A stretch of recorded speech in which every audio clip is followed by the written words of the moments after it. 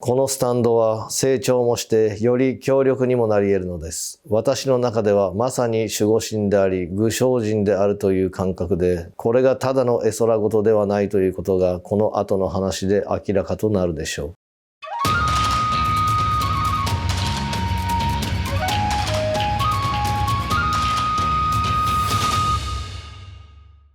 はい、臨床寺住職の共有です。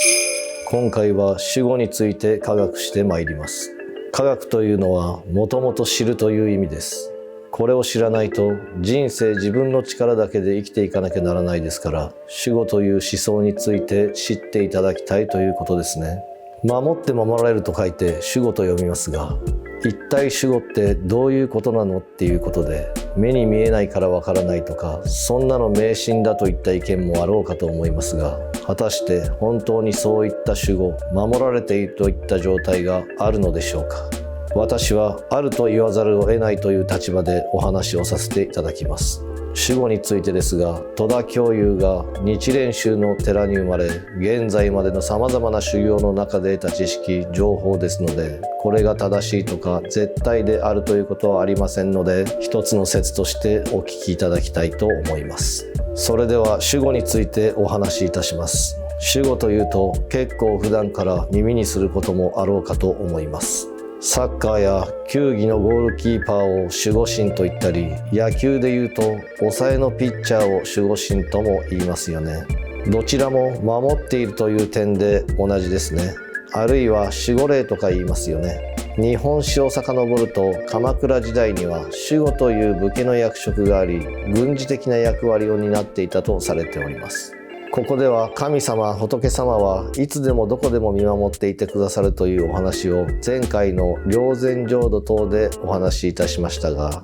今回は守護神や守護霊のお話をいたします。今までの全てのお話ともつながっておりますので、そちらも合わせてご覧いただくと分かりやすくなりますのでご参考ください。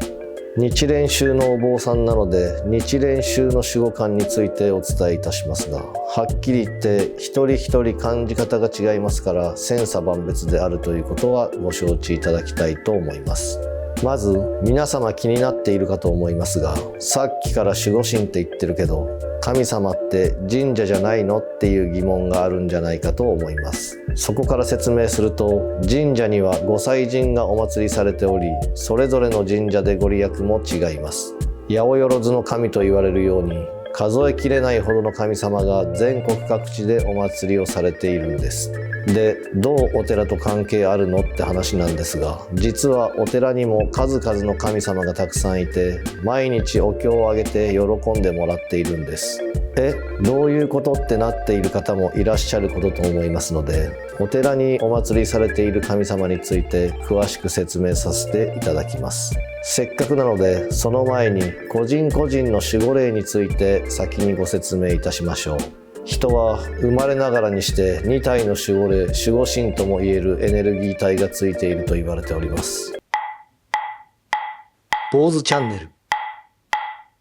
その神様を道聖天、道明天といい、合わせて具象神や具象霊神とも表されます。この神様は人間の行動を全て記録する係でもあるようで、これが霊山浄土に行けるか地獄に行くかの判断材料になるようです。怖いですね。人が見てないからって恥ずかしいことはできないですね。それだけではなく、その人を守る役目もしてくれています。まるでジョジョの奇妙な冒険のスタンドみたいですね。わからない方のために少しだけこのことについて説明すると、スタンドとはパワーを持ったビジョンであり、持ち主の傍らに出現して様々な超常的能力を発揮し、敵を攻撃したり持ち主を守ったりする守護霊のような存在である。その姿は人間に似たものから動物や怪物のようなもの、果ては無機物まで千差万別であるとあり、さらにはこのスタンドがダメージを受ければ本人もダメージを受け、その人の気が具現化したようなものです。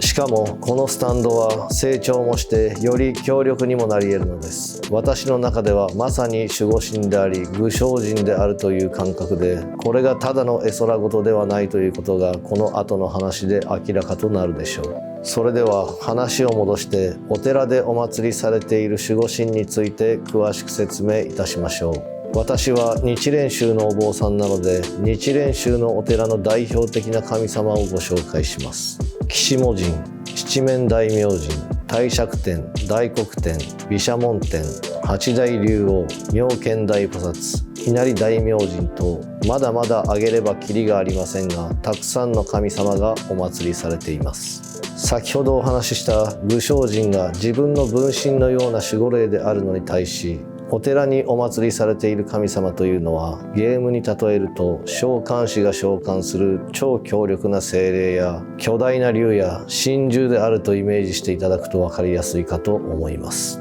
なぜこのようにたくさんの神様がお祭りされているのでしょうか。それはその神様たちが法華経を修行する者を必ず守ると約束されたとのことなのです。簡単に考えれば、強い味方がいっぱいいればそれだけ守ってもらえますよね。この地獄のようなところでの修行においてレベルアップ、環境改善を求めるには、この神仏の守護がないとほぼ無理ゲーですね。ここでその神様を代表して日蓮宗系のお寺でしかお祭りされていないであろう七面大明神について深掘りしていきます。坊主チャンネ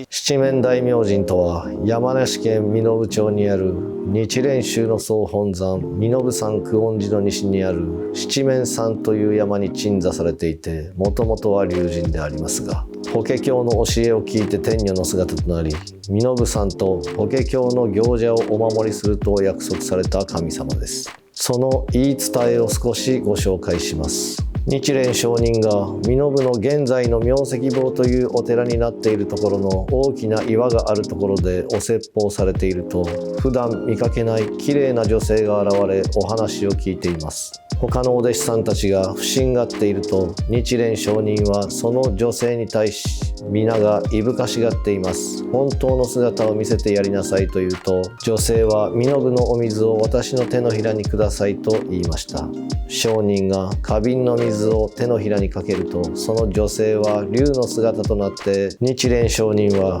領寿戦でお釈迦様の命を受け、法華経を広めるためにこの地を選ばれました。私も同じように命を受け、この身延山を守るため七面山に住んでいるのです。この身延山と法華経を信じる人を未来永劫見守り続けますというや否や、七面山の方へ風とともに去っていったというお話です。なんと心強いのでしょうか。この七面山については過去の動画七面山修行がありますので、合わせてご覧いただくとどんなところか分かりやすいと思います。全国各地から七面大明神の守護をいただくため、自己の研鑽のため修行に来る方がたくさんいらっしゃいます。このように法華経を信ずる人、修行する人は必ずお守りくださるという神様がたくさんおられるわけですから、こんなチャンスは見逃せないと思うのは私だけではないはずです。では、どんなことをすると守護がいただけるのでしょうか。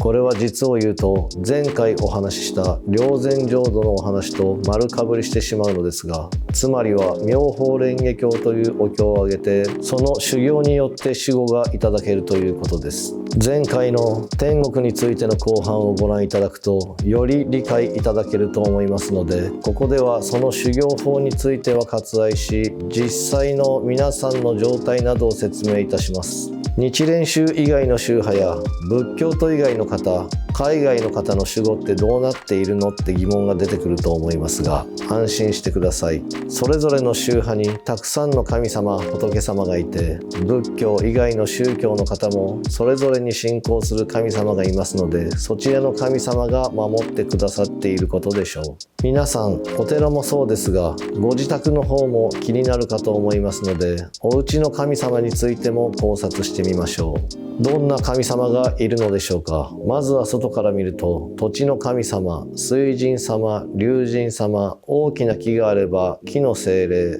お家の中には氏神様、台所には普賢三宝光神、商売をされていれば大黒様、もちろんお仏壇があってしっかり供養なされていればご先祖様の徳を受けることもできます。あとはそれぞれご縁のあった神様をお祭りされている方もあるでしょう。お家でもかなりの神様がいらっしゃるわけですので、失礼のないようにするというのがまず最初のご守護いただく最低限の方法であると考えます。これについて言えば逆のことをされている方も多いのではと思います。坊